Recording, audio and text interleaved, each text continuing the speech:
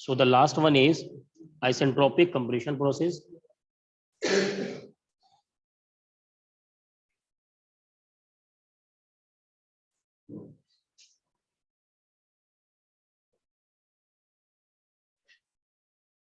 And it can be represented as 4-1. Now you can write this as, in this stage the working substance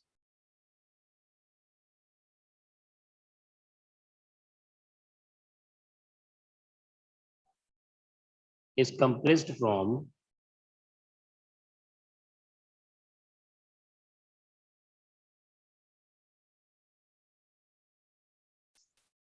state 4 to state 1 isentropically.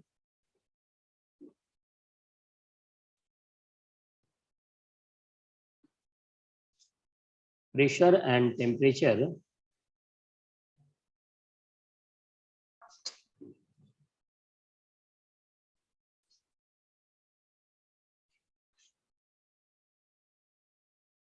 increases from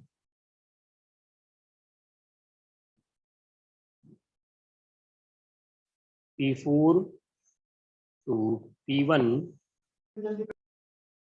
and P4 to P1 respectively.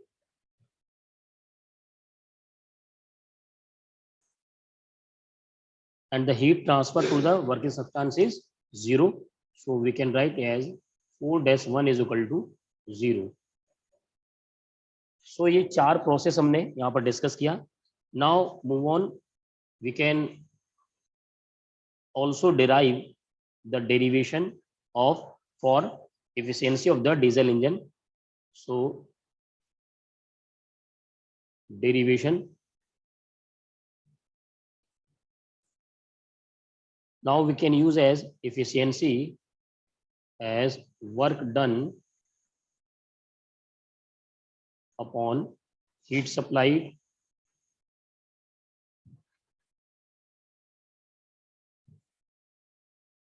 work done. We can write as heat added minus heat rejected.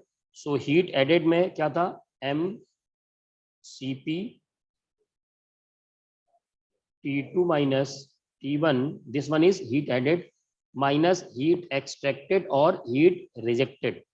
So mCv T3 minus T4 upon heat supplied is mCp T2 minus T1. So we can also write this as, जब हम इसमें इसको divide करेंगे दोनों के ऊपर में, तो फर्स्ट पोर्शन में जब डिवाइड करेंगे तो इट कैन बिकम्स 1 माइनस, अब यहाँ पर जब हम डिवाइड करेंगे तो m से m कैंसिल होगा और this one can represent as Cv upon Cp and here it becomes T3 minus T4 upon T2 minus T1. It is the equation of efficiency. Now we can write as efficiency is equal to 1 minus 1 upon gamma, and this one as T3 minus T4 upon T2 minus T1, and this one is equation first. We can write here as Cp upon Cv is equal to gamma, which is called as adiabatic index. It is clear? सबको यहाँ तक समझ में आया? Yes sir. ठीक है, यहाँ तक तो सबको समझ में आ चुका है. ये तो पहले प्रोसेस जैसा है, बस यहाँ पर चूंकि Cp और Cp सब जगह कॉमन नहीं था, इसलिए डिवीजन में यहाँ पर Cv अपॉन Cp आ गया. अब एक चीज समझिए, सबसे पहले हमें डिस्कस करना पड़ेगा एक्सपेंशन रेशियो, कंप्रेशन रेशियो और कट ऑफ रेशियो. ये 3 चीजें हमें डिस्कस यहाँ करनी की जरूरी है. सबसे पहले 1 बाय 1 हम लोग डिस्कस करते हैं. कंप्रेशन रेशियो पहले देखते हैं, क्योंकि ये टर्म यहाँ पर डिफर होने वाला है. अलग आएगा। तो यहाँ पर हम कंप्रेशन रेशियो को रिप्रेजेंट करेंगे R से, और and this one is V4 upon V1।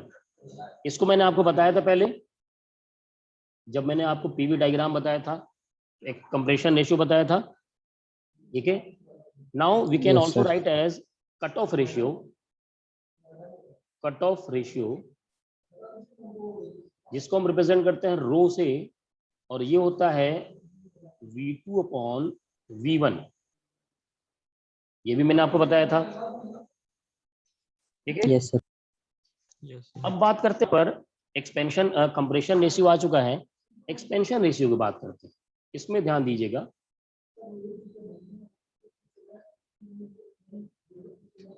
अब देखिए वहां पर जो ऑटो साइकिल में रिप्रेजेंट किया था हमने कंप्रेशन रेशियो और एक्सपेंशन रेशियो, उन दोनों की वैल्यू सेम थी, इसलिए मैंने दोनों को R से रिप्रेजेंट किया था।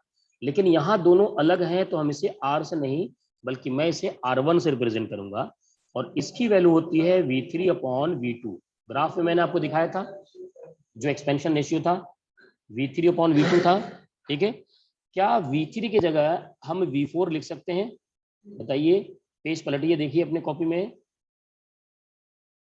क्या V3 और V4 इक्वल नहीं थे? हाँ जी, देखिए भाई, यस सर लिख सकते हैं। ठीक है। यहाँ पर R1 इज इक्वल टू हो गया V4 अपॉन V2 आ गया, है ना। अब देखिए V4 अपॉन V2 में हम कुछ चीजें चेंज करेंगे, हम V1 से ऊपर नीचे मल्टीप्लाई कर देंगे, तो इसको लिख सकते हैं V4 upon V1 is equal into V1 upon V2 लिख सकते हैं।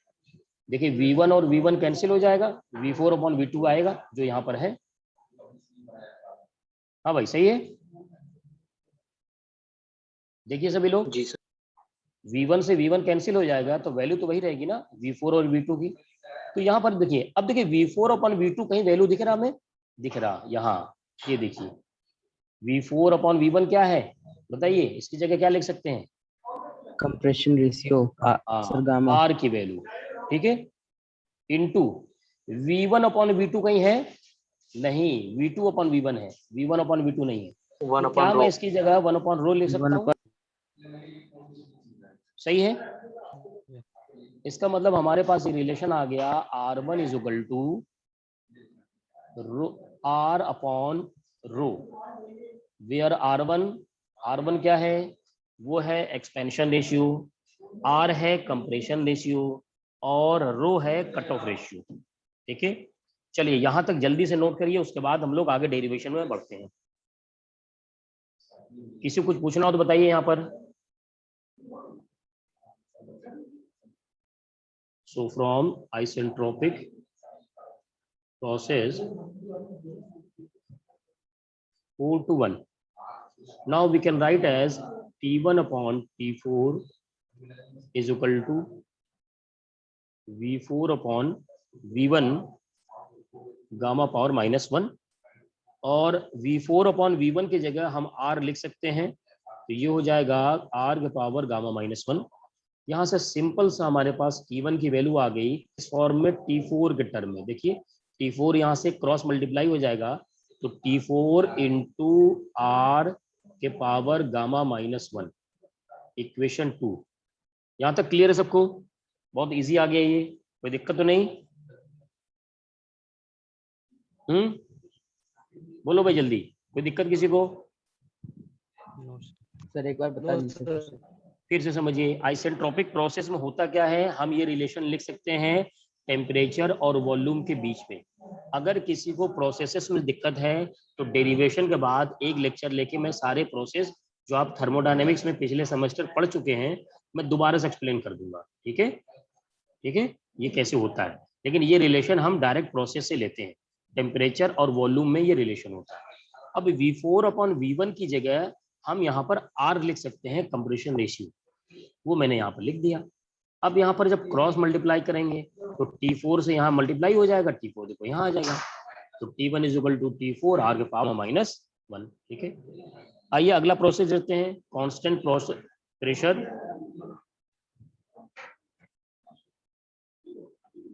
Heat addition process.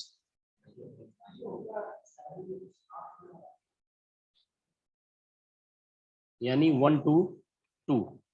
तो यहाँ पर इसमें होता है V1 upon T1 is equal to, यहाँ हो सकता है V2 अपॉन 2। ये एक रिलेशन हमारे पास आ सकता है।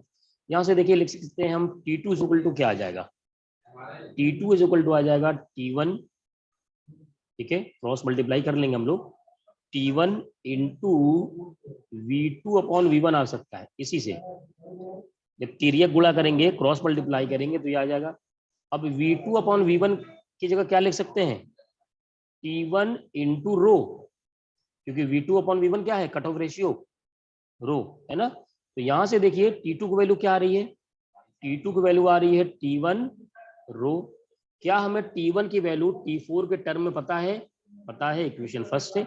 यहाँ से वैल्यू ले आते हैं, यहाँ लिख देंगे T4 इंटू आर के power gamma minus 1 into rho.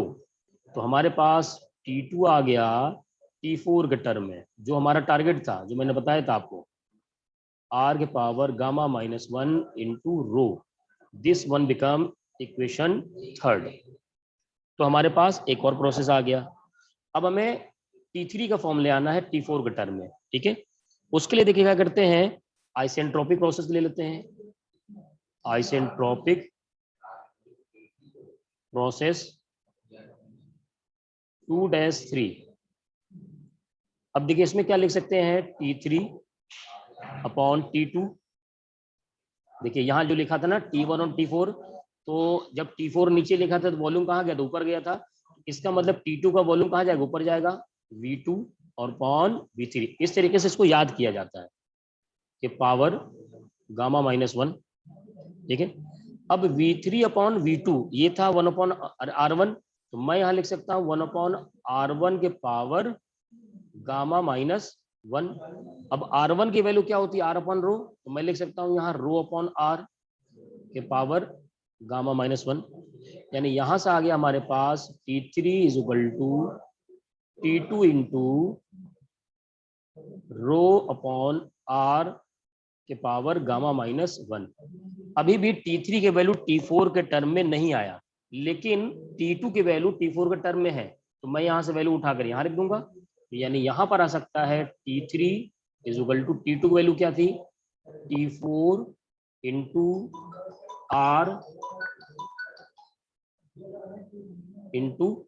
R के power gamma minus 1 into rho. ये तो हो गया T2 की वैल्यू, और आगे है हमारे पास रो अपॉन R के पावर गामा माइनस 1। ये हमने वैल्यू पुट किया है। चलिए आप तो यहाँ तक नोट करिए, फिर मैं आपको एक्सप्लेन करता हूँ। पहले यहाँ तक नोट कर लें। अब देखिए जब इसको सॉल्व करेंगे, देखिए समझिएगा इसको, यहाँ पर है T4 और है R के पावर गामा माइनस 1, और फिर है रो, फिर है, मैं रो और R को अलग कर देता हूँ, तो रो के पावर गामा माइनस 1 और अपॉन R के पावर गामा माइनस 1। देखिए यहाँ पर हम इसको कैंसिल कर सकते हैं, R के पावर गामा माइनस 1, R के power gamma minus 1।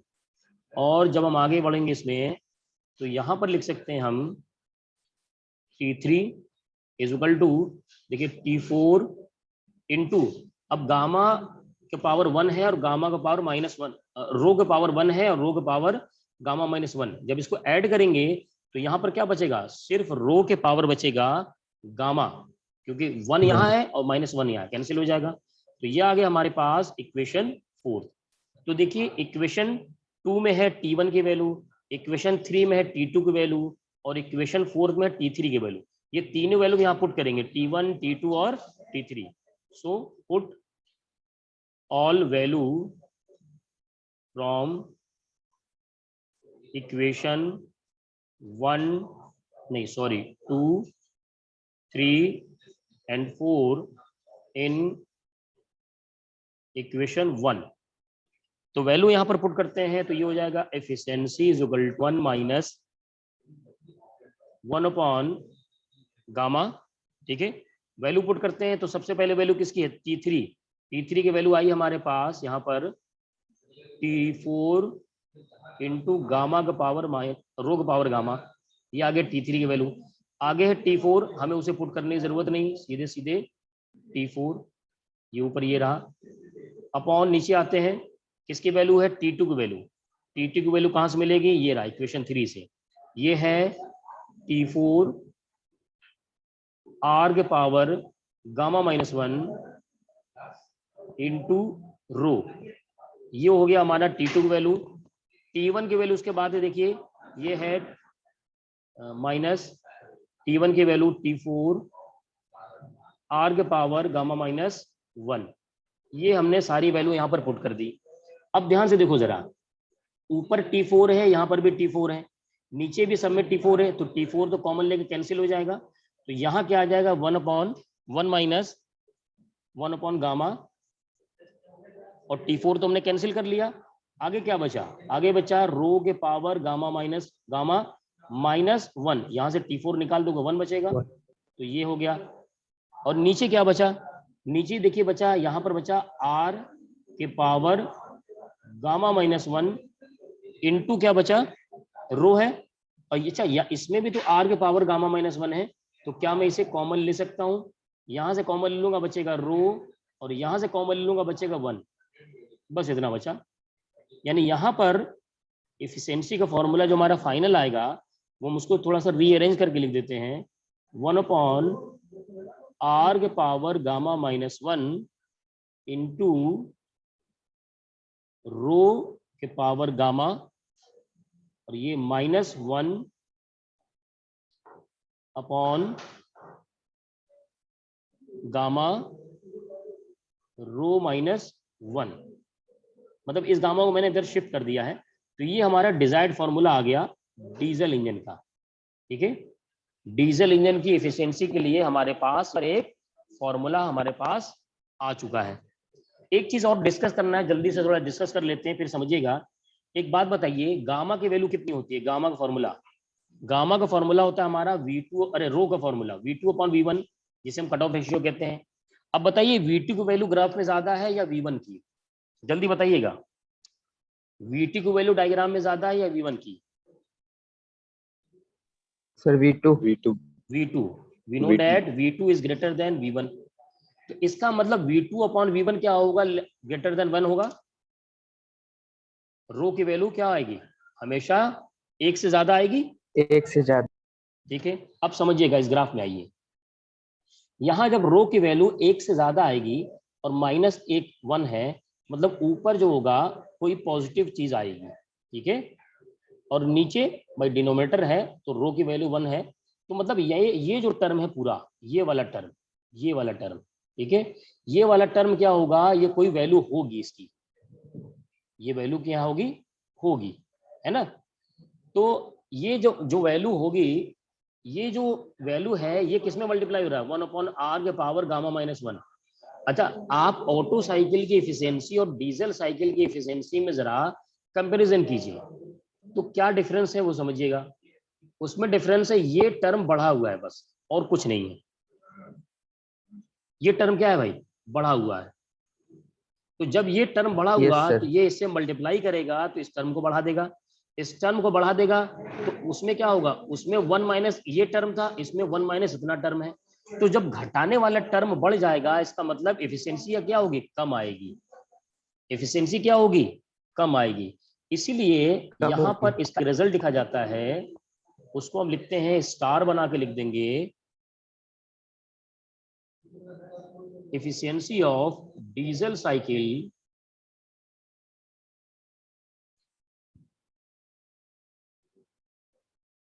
cycle is lower than the efficiency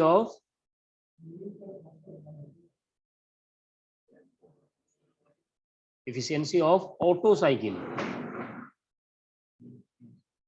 for same compression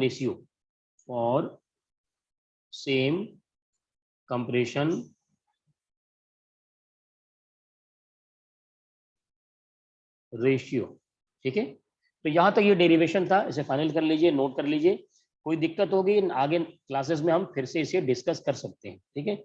ये पोर्शन नोट मत करिएगा, जो मैं अभी कट करने जा रहा हूं, ये पोर्शन इसको जरूरत नहीं है, ये सिर्फ समझाने के लिए था, इसे नोट नहीं करेंगे, बाकी चीजें आप पूरा का पूरा नोट कर लीजिए।